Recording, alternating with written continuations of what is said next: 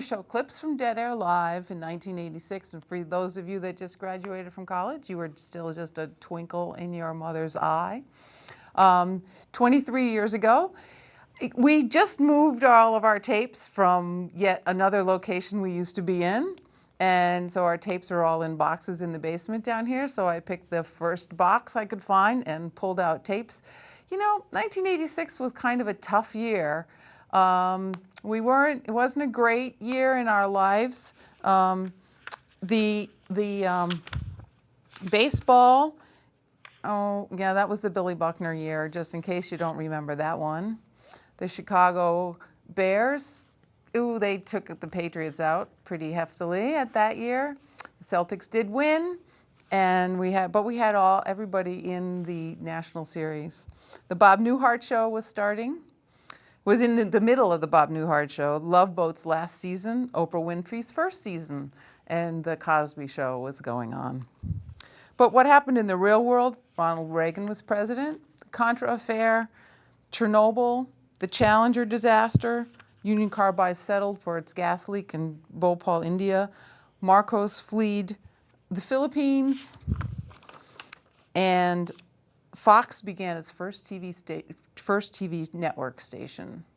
So we're going to start with some local information. It was a very heavy political year for Dead Air Live, and we're going to start with our first video is going to be about helping disabled people communicate. So let's start with our first tape. Their lives more richer, more fulfilling, actually to allow them to communicate. So let's go to that tape now. I'm Les Corey, professor of computer engineering at Southeastern Mass University, and since 1981 have been involved with an organization called SHARE. SHARE stands for the Society for Human Advancement through Rehabilitation Engineering. We are a nonprofit foundation incorporated at Southeastern Mass University, but not a part of SMU.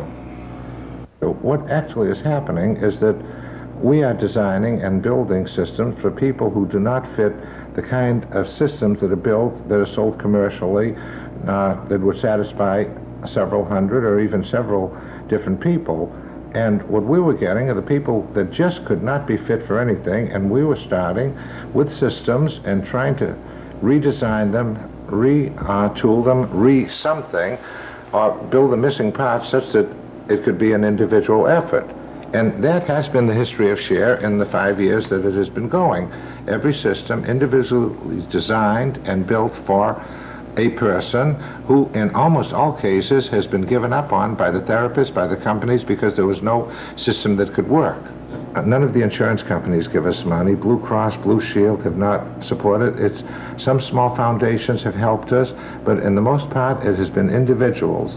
And although we don't say, here's the half, please fill it, we do tell them, we need money, and we need it desperately, and we will take anything you will give. And people have been generous in this. Great. How did you get started with SHARE? We didn't actually get started with SHARE. It's kind of like the story of the boy asking his father, how did you come to marry Mommy? And he said, I didn't come to marry Mommy, I came to deliver the milk. Well, we didn't come to start SHARE. We came to meet the needs of a young lady with cerebral palsy, whom you will see shortly. Her name is Linda Texera, and she is a person who is unable to do a lot of things, but she does a lot of things very, very well. And she is a person who has been our joy to be able to work with. Linda was unable to communicate independently. She could spell things with her eyes by looking at letters of the alphabet on a plexiglass board. And we were intrigued by this young lady who was able to spell things with her eyes, but who couldn't do things independently. Unless someone was there to look at what it was that she was looking at, she couldn't communicate with anyone. And of course, not everyone was able to determine what it was that she was looking at. And therefore there were many people that she couldn't communicate with at all. Phil Weil and I became aware of her existence and somehow wound up promising that we would build her something. And there went the summer of 1981. because Phil and I worked day and night, literally every day, every single day, through that entire summer to build her a device which would enable her to communicate independently. The system is controlled by means of a single switch. To control the system, one simply needs to be able to energize a switch which could be handled by finger operation or by raising and lowering one's eyebrows or even by tongue thrust. If we want to spell out something such as, for example, the words "I am fine," all that we need to do is to select the column containing the letter I. So when the scanning spot is over the third column, I'm going to push the control switch, which I'm going to simulate here by pushing a key on the typewriter keyboard. And when I do, the scanning spot now becomes a double spot framing the entries within the selected column. To select the letter I, all I need to do is to push the switch a second time at the time that the letter I is framed, like right now. And I, the first letter of my message, appears at the top of the viewing screen. The space is above the letter A, first column, first entry. Now to select the letter A itself, I wait until the spot is over the first column, energize the switch, do it a second time when the letter A is framed, and the second letter appears at the top of the viewing screen. Now, once the message appears at the top of the viewing screen, I have a couple of choices. One thing I can do is to select the entry talk in the first column, and it will be spoken by an electronic speech synthesizer. I am fine. The voice, of course, is slightly robotic, but for a person who otherwise has no ability to communicate independently, it does get the job done. In sentence mode, the screen fills with sentence categories. For example, the sentence category greet contains 7 sentences concerning greetings. Hello, good morning, how are you, goodbye, good night, thank you for coming, see you later. So if we want to select good morning, Good morning. due in very large part to the fact that Linda had a lot of patience and a lot of perseverance and was willing to correct us where we went wrong and show us exactly what it was that she needed, we were able to provide a system to enable her to communicate. My name is Linda Teixeira. I am 29 years old.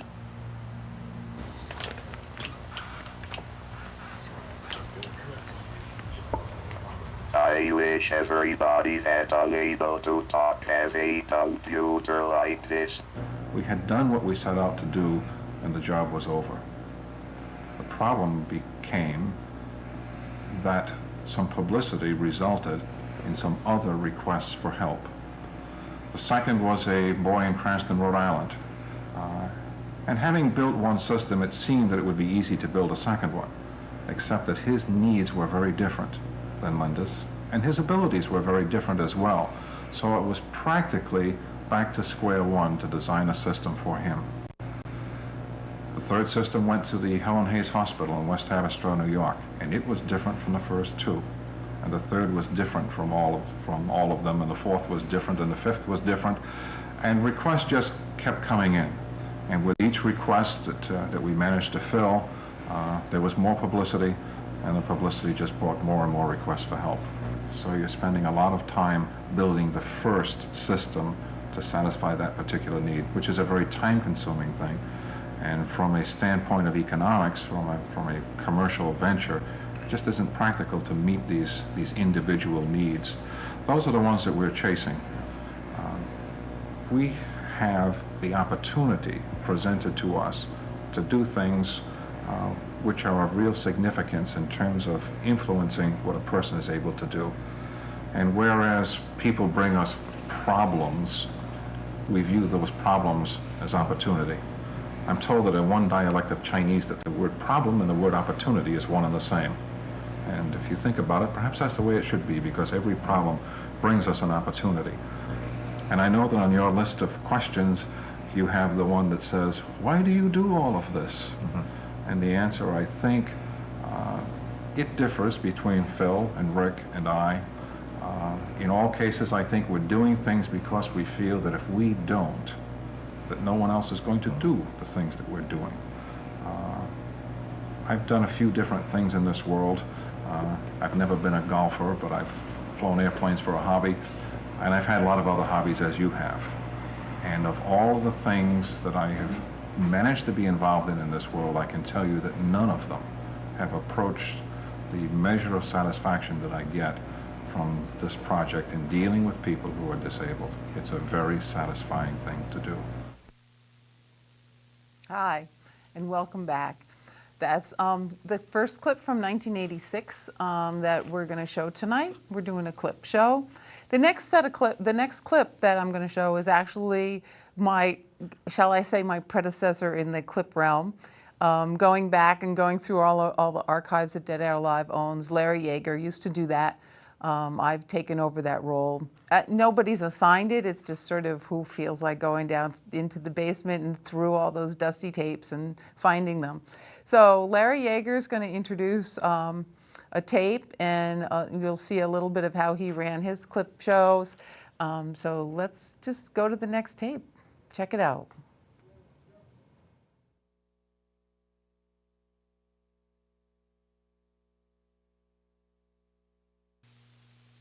A picture I took about a month ago in Gilbert Lake State Park, which is in upstate New York. It's just outside my campsite, and to me it's one of the prettier pictures I've taken recently.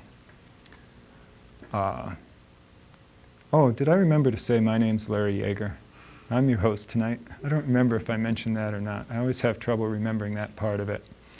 The next picture we have for you to choose from if you call is a picture that was taken, again, just a little while ago by photographer Kalman Zabarski.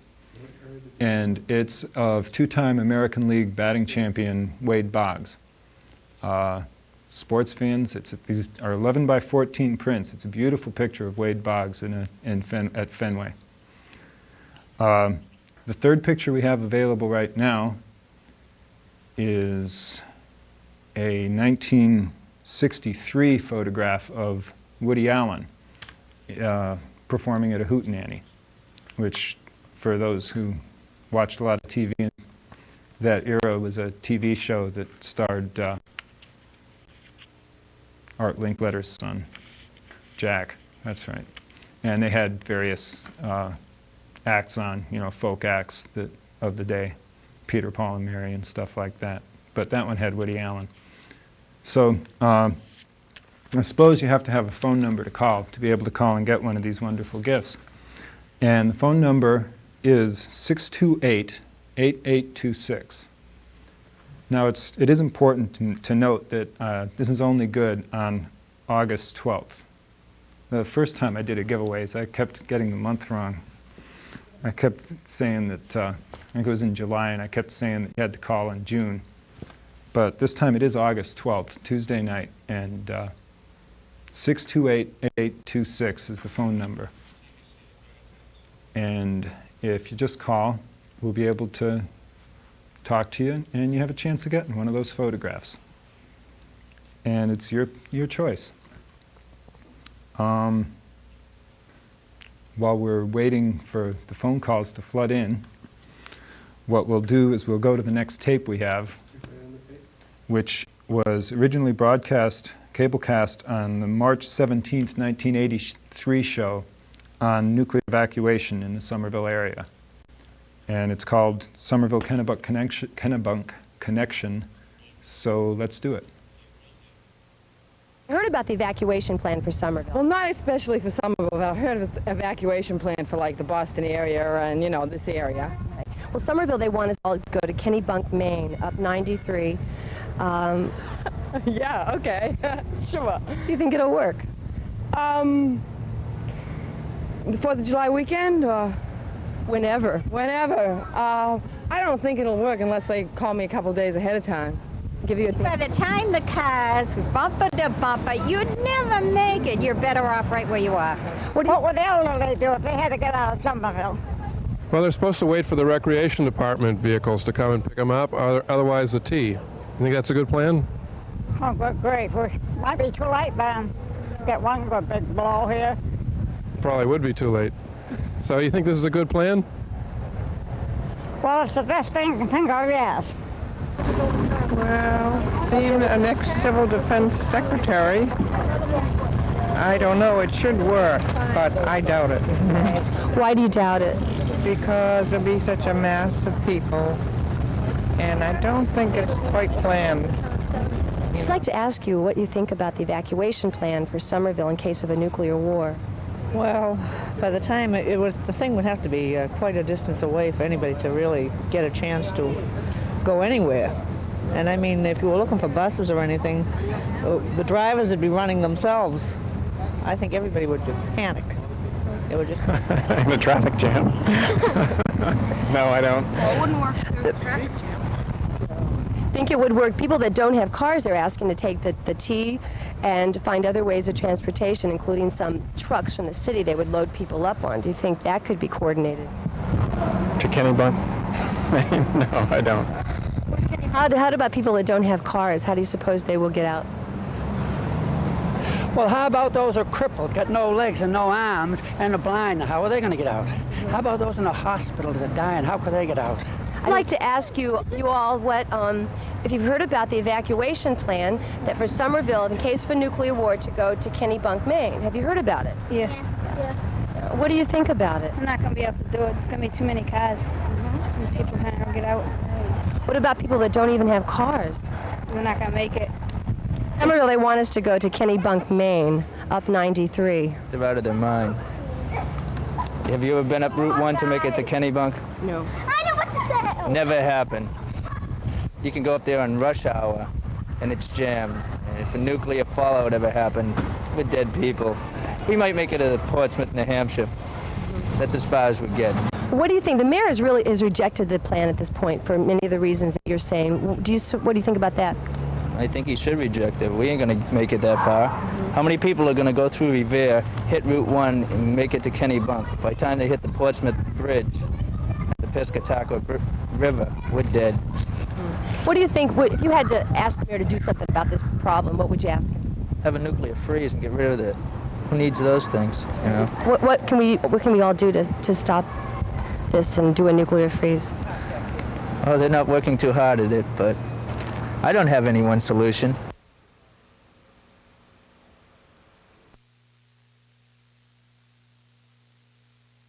Yeah, happened in 1986. And this tape is actually from 1983, that particular clip. They had just done the nuclear evacuation. And we're going to go, the next clip I'm going to show you continues the concept of nuclear. And we're going to do Live Nuke Free or Die was the name of the show. And it is the protest. 1986 was the opening of the nuclear plant in Seabrook.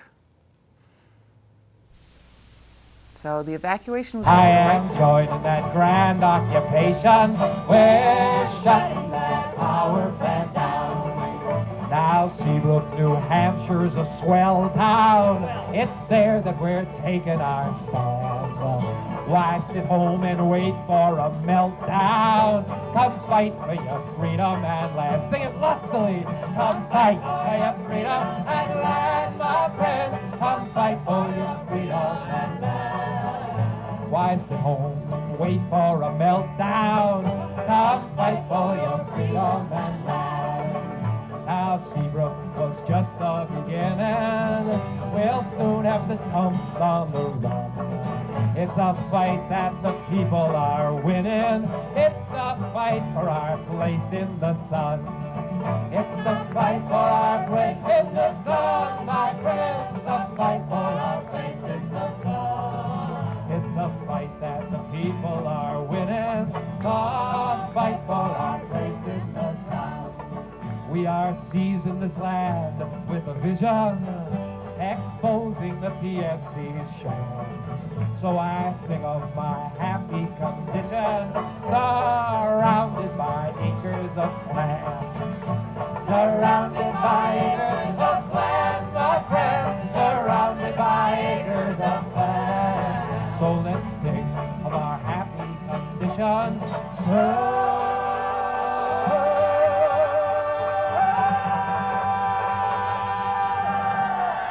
Surrounded by acres of land.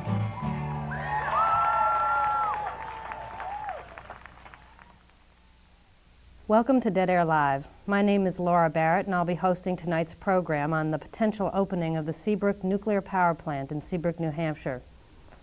Concerned citizens have been fighting against Seabrook for the past decade. They have repeatedly raised three major arguments against nuclear power in general.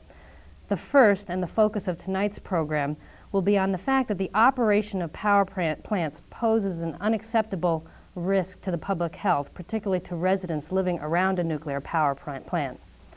The second problem is that the technocrats and the bureaucrats have yet to figure out where we're going to put the vast quantities of radioactive materials that are generated by nuclear power plants. And the third is rate shock. It is becoming increasingly obvious that power generated by nuclear power plants is extremely expensive, and it's become an albatross around ratepayers' necks. But as I say, tonight we're going to be focusing on the health risks primarily of nuclear power plants and Seabrook, and how that will affect the residents of southern New Hampshire and northern Massachusetts in particular. We are going to begin the program by showing a half-hour slideshow that was produced by Chris Nord and Nancy Matilla. It's called Circles Around the Fire, and we will follow up the slideshow speaking to Chris and another guest, Rachel Shimshak of MassPerg. They'll be giving us an update on where things stand currently with Seabrook and what people can do, what residents can do to work against the opening of Seabrook Power Plant. So now let's turn to Circles Around the Fire.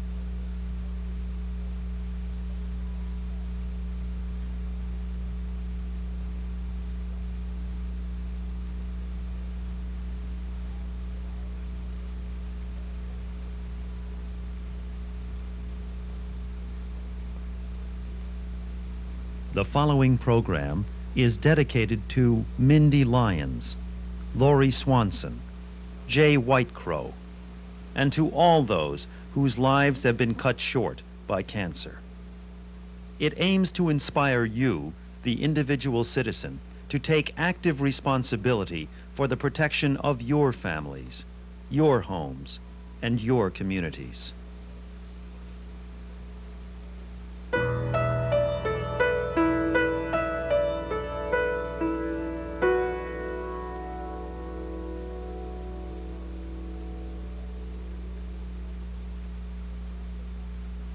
We moved back to Maine to find a nuclear power plant going up 6 miles from where our children were going to grow. At first I tried to calm myself by saying, well, nuclear power plants will keep all that stuff inside. They wouldn't possibly let it out. And as I started to read and dig a little deeper and a little deeper, I realized that this certainly wasn't the case. Suppose you were in prison in a small concrete box, and you had a .22 and an infinite amount of ammunition. Well, if you kept shooting at the wall, eventually the .22 bullets would break down the mortar and start coming out the outside. And that's almost the scale. The neutrons are like bullets constantly dislodging the structure of the zirconium alloy, which is the best thing anyone has found for standing up under this immense flux of neutrons. And eventually pinholes or fissures appear, and the fissionable materials come out and get into the water. With all that you are given, how do you want to make this world? For your own children and their children's children, how do you want to leave this world? With your hands and with your mind, you constantly alter the world. What changes do you want to affect? What changes do you want to avoid? What kind of place do you want for your children to live in? And hi, welcome back. 1986, the year of nuclear everything. So we've been doing some local concerns that were shown on Dead Air Live in 1986. We're going to move on to some global stuff because the globalization of the world was actually a big concern. You know, we're kind of used to it now. We still have some issues around it, but it was actually a pretty new phenomena at the time. So the first clip I'm going to show was a clip that was actually done for national television, and you'll hear Walter Cronkite actually introduce it. So the robots are coming. This is a factory where robots make robots. Japan's Fanuc Limited, near Mount Fuji. It's late afternoon here, but where have all the people gone? They've gone home. The factory continues to produce, but without people. It's Kurt Vonnegut's apocalyptic vision in player piano. Machines doing most of the work, very few people. The robots are coming, the robots are coming. Not only in Japan, but on assembly lines all over the United States. And the automation, and the computers, and the dream of a world of tomorrow. But along with the dream, there is a nightmare. The blue-collar blues. The factories closed, jobs lost, new skills needed, a revolution in more than name, as in the Industrial Revolution, politics, economy, society forever altered, for good or bad. The Great Lakes states alone have lost almost 2 million factory jobs in the last decade. The obsolete steel mills are tumbling down on whole communities.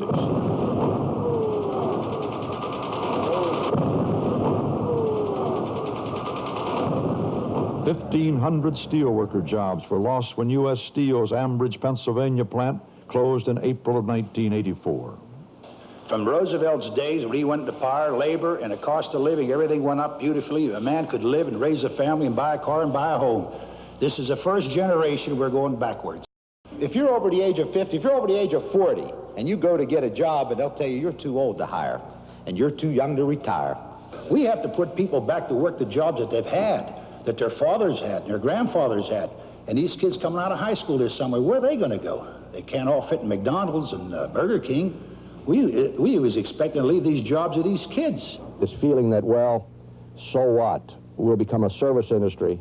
That'll never work. Not, unless we all want to lower our standard of living and be a service nation. You can't just have video arcades and drive-in banks and hamburger joints. Who's going to come up with the money to go play the games or eat the hamburgers? There isn't anybody who could ever point to one of our robots and say, that machine took my job, because that machine didn't. We've always gone to our customers and said, please, upgrade the individual. What in the world are we going to retrain for? I can't imagine. We can't all be computer operators. What are you going to The idea that suddenly, instead of doing all the boring jobs, and there's an awful lot of routine number crunching and boring work on computers as well, and on word processors, but instead of doing that now, that we'll all sit back and be doing fascinating, interesting, responsible jobs, simply isn't true. Well, my experience is that this type of technology doesn't liberate people at all, that in fact the reverse is the case. It controls the whole environment in which they work and operate.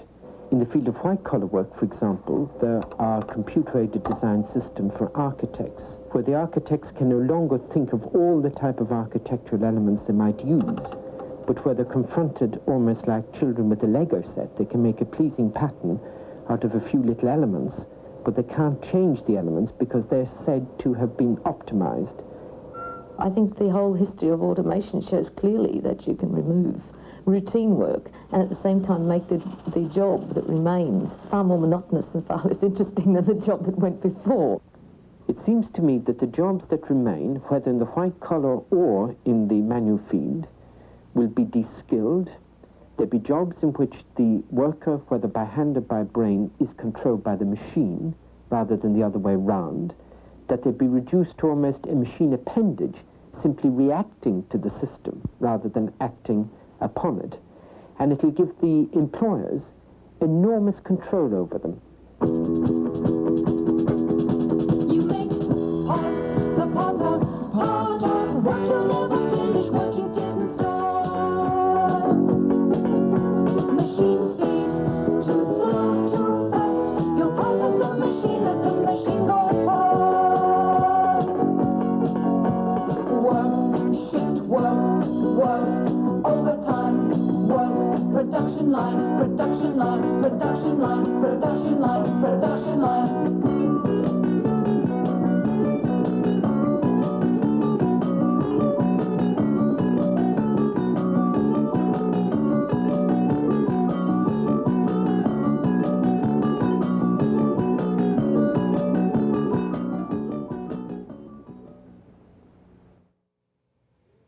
Hi, and welcome back.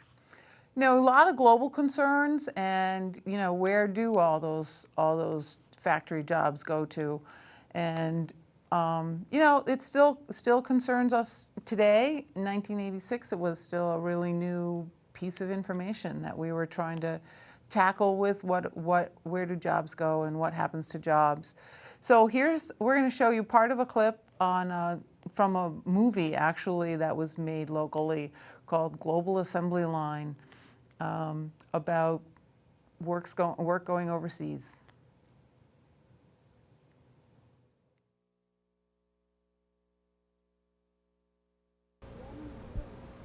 Ya hemos nosotros, ¿verdad?, analizado y gente que We have analyzed the economic situations of the companies. económica y de las empresas. Hemos hecho We calculated how much a worker earns in Mexico and how much he makes in the States. y cuánto gana en Estados Unidos. Porque vamos a poner nosotros Here, aquí we earn $4 a day. ganamos $4 diarios, There in the States, they make $5 an hour. $5 la hora. Minimum daily wage in the U.S. can buy 19 chickens. Sa isang araw ay ang mabibili nito ay 19 na manok. At ikukumpara natin sa Pilipinas. If we compare this with the Philippines, minimum wage here can buy only 3/4 of a single chicken. 3/4 na manok. The rule of the game seems to be if 50% of your manufacturing cost is labor in the United States, you either automate or you get out. The export processing idea is special.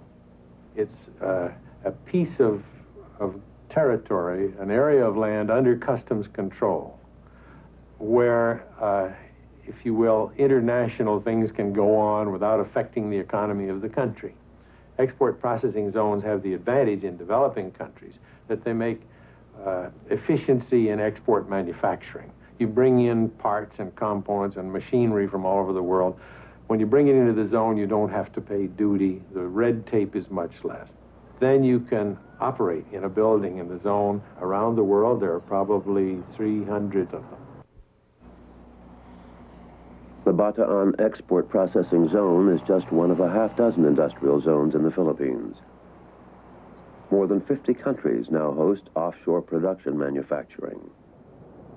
Mexico began by opening its entire border with the United States to offshore assembly. The result, its Maquiladora program. Because of the nearness of the United States to Mexico, it became possible to have the management team on the U.S. side, together with its high technology and its high capital, living in a U.S. environment, and on the Mexican side, abundant unskilled labor. 20 years ago, when the maquila industry started, we started with the basics. We showed these people how to do assembly work, how to do soldering, how to do basic assembly, how to put a nut on a bolt. Maquila means you're subcontracting. You're doing something for somebody else. At the end of 1965, you had 12 in-bond plants in Mexico, employing approximately 3,000 people. By the end of 1983, you had 629 of these plants.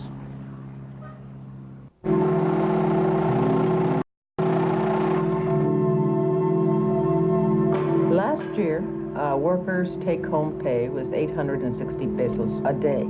Families that were used to buy 5 kilos or 5 dozen tortillas for their family were down to 1. There was no one eating meat regularly, not even once.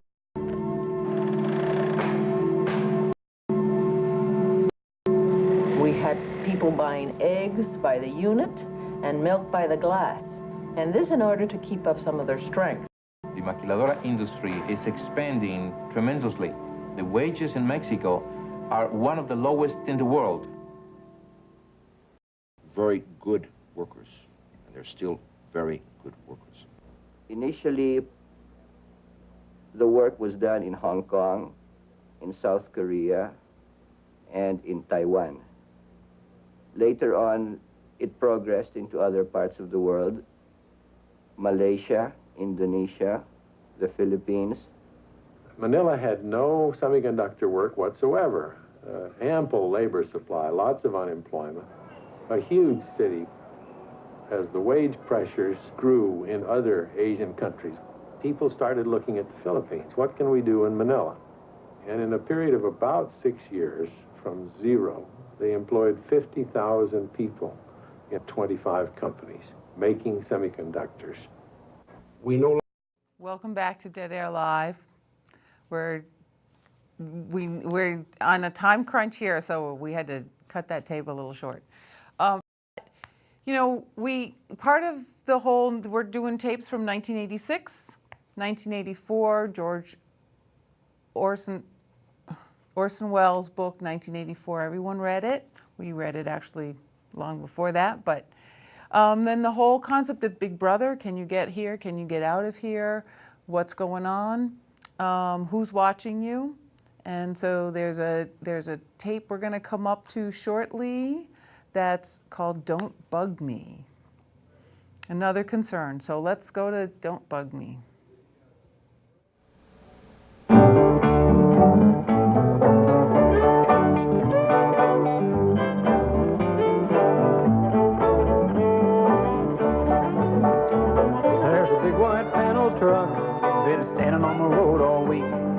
Sign on the sign says the telephone company. But I know that can't be right because they took out my phone last month. I wonder if someone listening in on me. And I wonder who's watching the man who's watching me.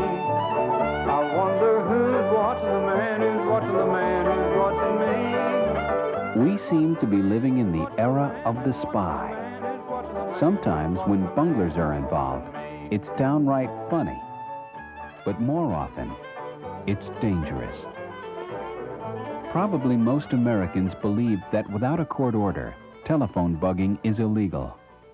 Unfortunately, they're wrong. The law that protects us from this kind of surveillance has a big loophole in it. This loophole permits employers to bug millions of conversations each day without the knowledge or consent of those on the line. Any employee who works with telephones or computers is subject to this kind of secret bugging. That means customer service representatives, government workers, telephone operators, hotel reservation clerks, potentially 15 million workers, all people you might speak to every day. And the bugging is not limited to them. It's also monitoring hundreds of thousands of phone calls of customers, citizens, calling the phone company for service or calling airlines for reservations, calling the whole, involving essentially the whole service industry and its relations with the American public. The jobs done by these workers are high-stress jobs. They are fast-paced and relentless. And the fact that at any moment their conversation might be secretly listened in on or even recorded adds immensely to the stress already present. And rather than being a method of constructive review, this bugging often leads to harassment. Hi, may I help you?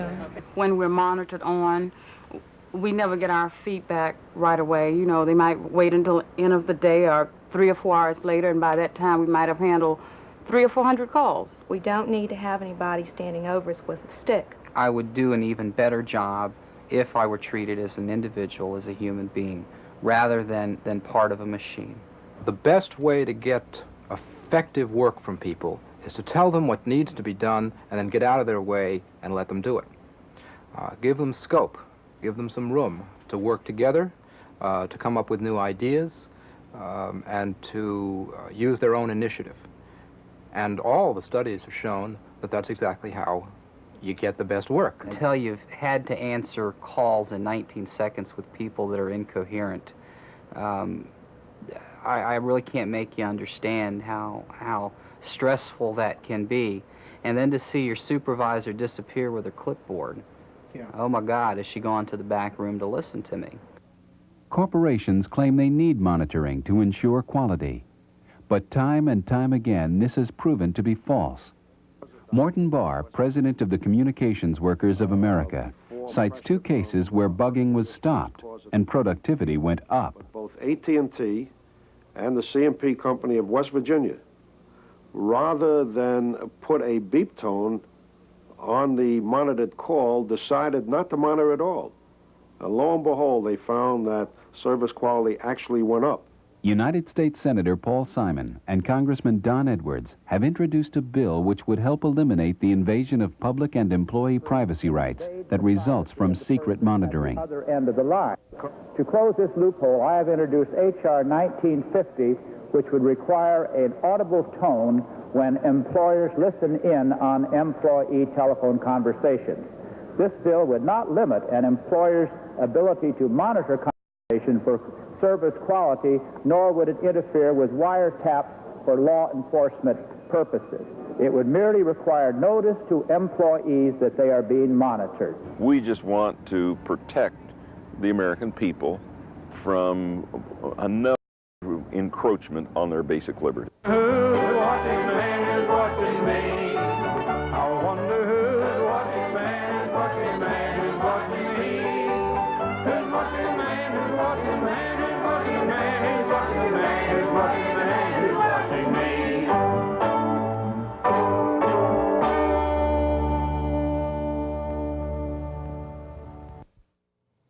Hi, welcome back. There's a little history on why when you call your local service representative or even your cell phone company, you hear, your phone may be monitored, your conversation may be monitored, and it's because of that law that went into practice. So that's a little bit of the history. We're going back to 1986. We're going to look at women's issues, which were really a big topic. 1975 to 1985 was the decade for women from the UN. And there were lots of events going on. Women's Lib and women's movement, as it was at that point called, was really, really in the throes. And so we're going to look at a couple of clips about women. The first one is about a local access soap opera that they were working on called 2 and 20. And so this is from a show in 1986, a Dead Air Live show in 1986. Let's look at the show. Hey Jim, how you doing? Haven't seen you in a while. What are you guys up to? What does it look like? He's going to a club to Gay Parade. Gay Pride? No. Go ahead and do your line. Oh, what's going on? What are you two up to? Okay, you pick this up. What do you guys say? What's the line? Okay, babe. Hi Sharon, it's good to see you. A massive mailing for the gay. We're doing a massive mailing for the Gay Parents Association. You want to help? Sure, I've got a few minutes.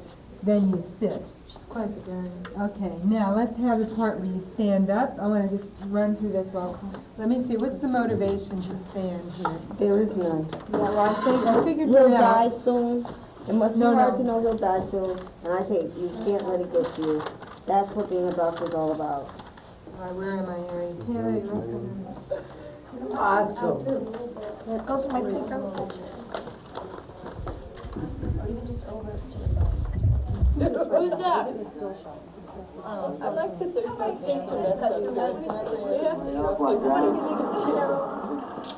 You worry about it? Don't worry about it. I figured it out. The planet is circling around the sun like that. Yeah, Laura, shut around the TV with my pencil. Here's how she is.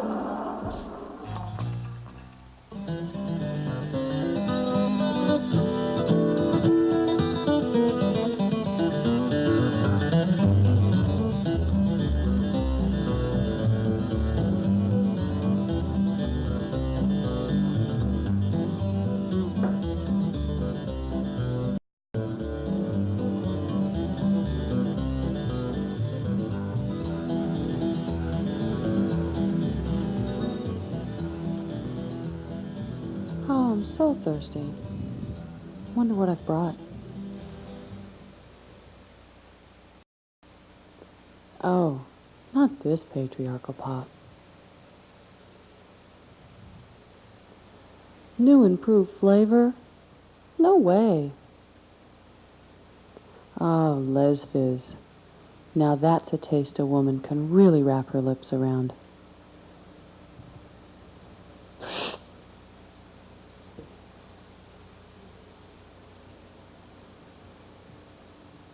Hi.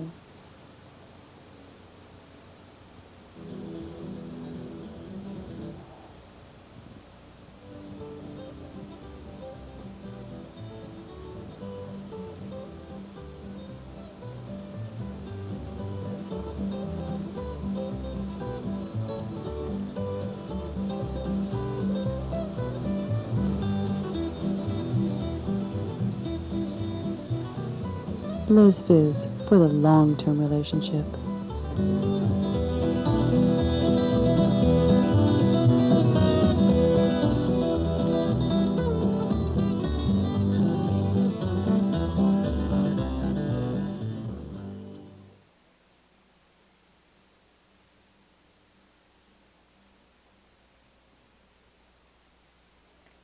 Welcome to Dead Air Live. My name is Laura Barrett, and I'll be hosting tonight's program on 2 and 20.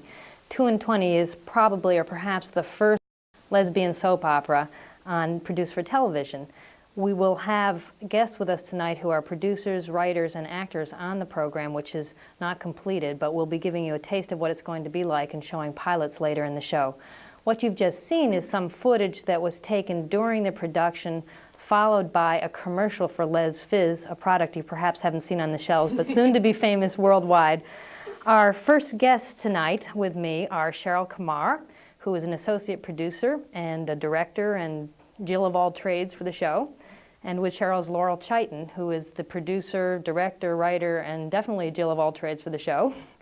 Pardon the expression. I want to ask you, first of all, both, why a lesbian soap opera? It's probably the most obvious question to ask about it, and take it away, Cheryl. Or Laurel. Why don't you start, and I'll embellish. Okay, well, I just want to say, because it hasn't been done, lesbians don't exist on any kind of television at all.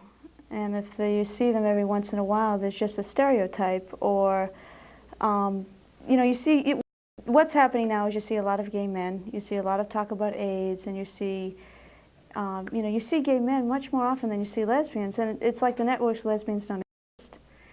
And so we decided that it's about time that we took some power into our own hands and made a show about us, for us. Now, who was we who decided this, when you say we decided? Well, it all started way back in 1984, I think it was, in March. Mm-hmm. And what happened was that somebody had asked me, "Oh, Laurel, I heard that you were thinking about doing a lesbian soap. Will you do it?" And I said, "Well, not now, but I'll call you in 2 months." And 2 months came around, and I went, "Well, okay, I'll give it a try." And I went through my little black book, and I just went through and sat by the phone for a couple of hours and called absolutely everyone I knew that might be interested. You know, it's just obscure people. I just threw it out there, and I said, "Well, let's set up a meeting on Sunday."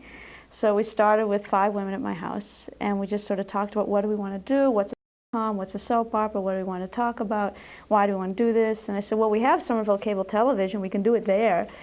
Little did I know what it was going to be. We could do it in 4 weeks, you know. Right. And so we started with a group of like 5 people, and we got excited about it. And said, well, when are we going to set up another meeting? We took out our little books, and of course, you know, if you know anything about lesbian scheduling, to set up another meeting was a whole meeting in itself. So then we set up another meeting, and the next meeting that we set up, I think we had 10 women there, and then the third meeting there were about 30 women. Wow. Okay. So now we have this large group of people.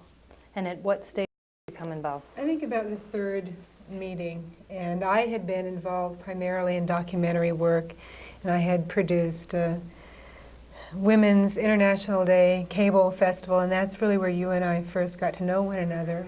You had been a member of the Somerville Producers Group. And I had been a member group. of the Somerville Producers Group, and Laurel knew I'd had some directing and producing experience.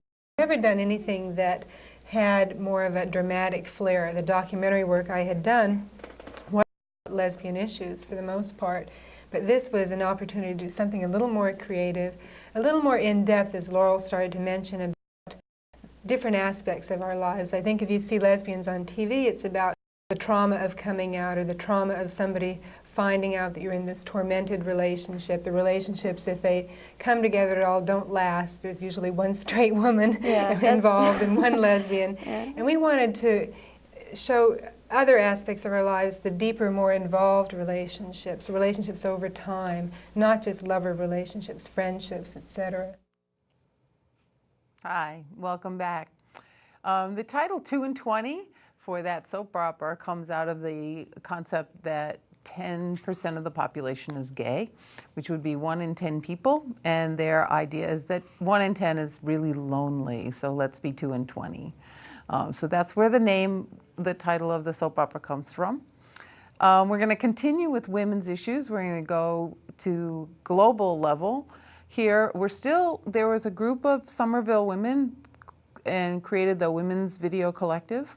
They raised money to go to Nairobi in 1985 to the Women's Conference in Nairobi, and the UN conference was in Nairobi to finish up the decade of women in 75 to 85. So they went and they filmed, and another event that they filmed was actually to 43 countries, was this worldwide question and answer period for the UN delegates that were at this UN conference in Nairobi. So let's go see a little bit of that clip.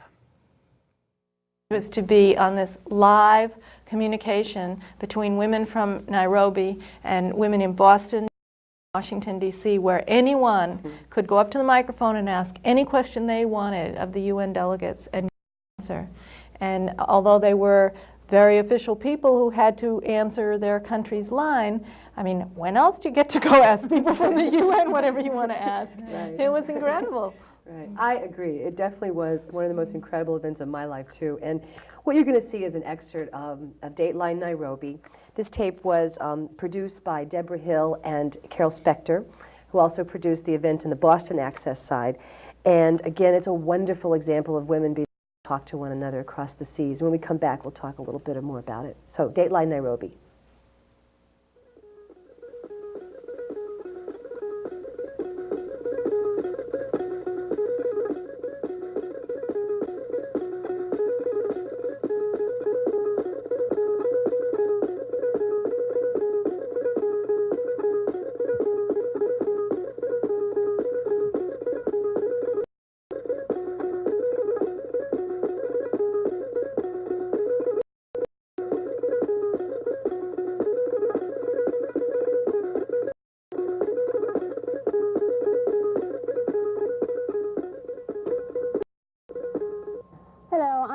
Jones of the Neighborhood Network News, and welcome to this, our first live hookup to the other side of the world.